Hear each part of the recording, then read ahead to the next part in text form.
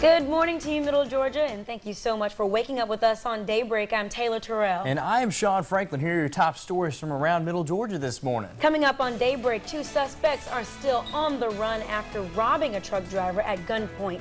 Stay tuned for the latest. Plus, early voting has begun. Hear why officials say you should vote now rather than waiting until Election Day. And we'll tell you why Central High School is no longer considered a priority school. Those stories and more straight ahead. From 41 NBC, your first alert no-wait weather. Hey everyone, welcome to the 6 o'clock portion of Daybreak. And the rainfall continues to move in. Plenty of heavy rain, and we're actually hearing it right in our area because downtown Macon, and you folks are seeing some heavy rain now in Poplar Street. We're also seeing some more moving through Oglethorpe. And we do expect the rainfall to continue to move through Middle Georgia throughout the morning, so expect storms to be around. It'll help keep temperatures cool. We'll finally get a break from the 90s and upper 80s, especially when you see tomorrow's forecast. We're learning more about a fatal shooting of David Cooks.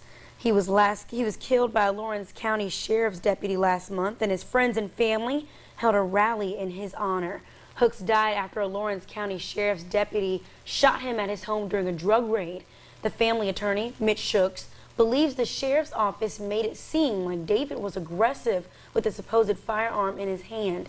He adds that wasn't the case, and deputies didn't follow protocol when serving their search warrant. He says the warrant they had required them to knock on the door. We now know that they broke the back door down to the residence, came inside, and while inside the residence fired in excess of 16 times at David in an attempt to kill him. Friends, family, and concerned citizens gathered at the Lawrence County Courthouse to say they will not stop until they get answers from the Sheriff's Department. We reached out to the Sheriff's Department for comment, but have not heard back. One man is in jail and 2 others are still on the run after Bibb deputies say that he robbed a truck driver at gunpoint. It happened early Monday morning at the Kroger on Pinona Avenue. The suspects took the man's wallet and ran away.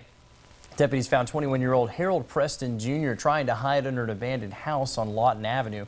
He's charged with armed robbery. A Soperton man is accused of stalking Macon-Bibb Mayor Robert Rickert. Deputies say this man on your screen stopped at the house off Walton Way and noticed Dwayne Billy was following him. According to the incident report, Billy told deputies Rickert kidnapped his family and he was following the mayor to rescue them. Billy is charged with stalking, open container of alcohol, reckless driving, and disorderly conduct. The historic Douglas House in Macon has survived another day. Macon-Bibb County Planning and Zoning Commission voted Monday to deny the property owner's demolition permit. Attorney Jim Rollins says this decision is preventing his client, Lou Patel, from building a Dunkin' Donuts on his property.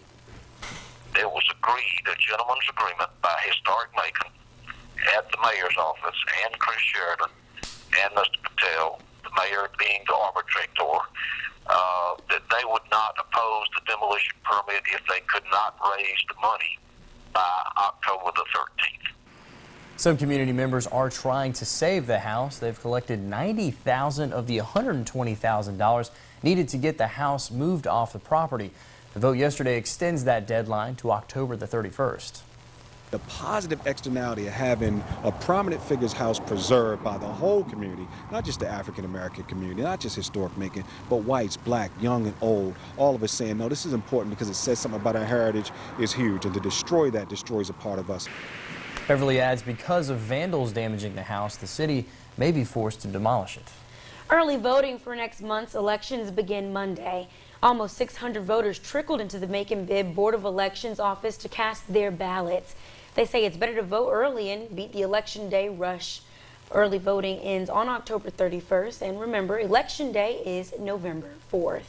And we also want to let you know the second public forum to discuss the age limit of bar-goers in Macon will take place this afternoon. It will be at 2:15 at the Government Center. Residents are encouraged to share their thoughts on the issue. After 3 years, Central High School is no longer considered a priority school, and that's a good thing for most. The faculty and staff celebrated the accomplishment and talked about the hard work they put in to lose the priority school status.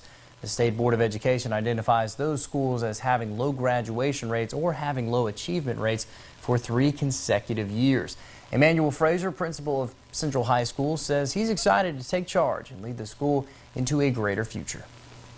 Very excited. I'm very excited because what it does is validate the fact that hard work can make things get done.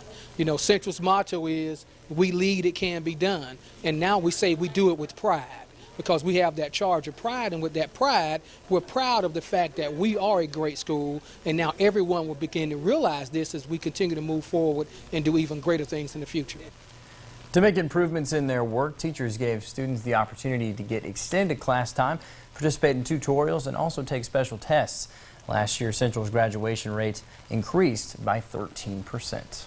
Central High School is also one of 4 middle Georgia schools to receive some grant money. It's part of the governor's SHAPE initiative.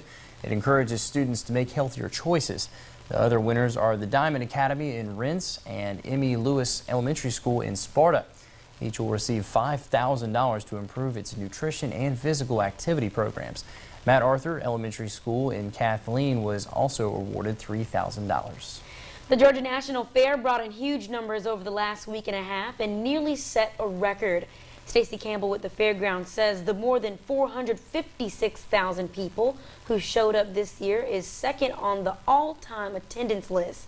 The only year there was more, it was in 2010.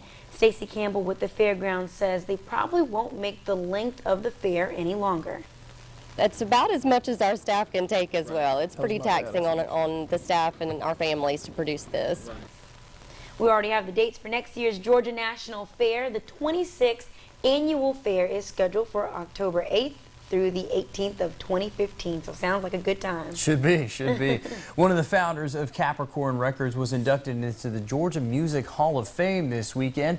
Frank Fenter was inducted even after he's passed away. He helped give Southern rock an identity and helped make it popular. His son, Robin Fenter, says this award puts the spotlight back on his father, who made significant contributions to the music industry. Robin spoke at Grant's Lounge in downtown Macon, saying Southern rock was born at that bar and it needs to stay open. And in your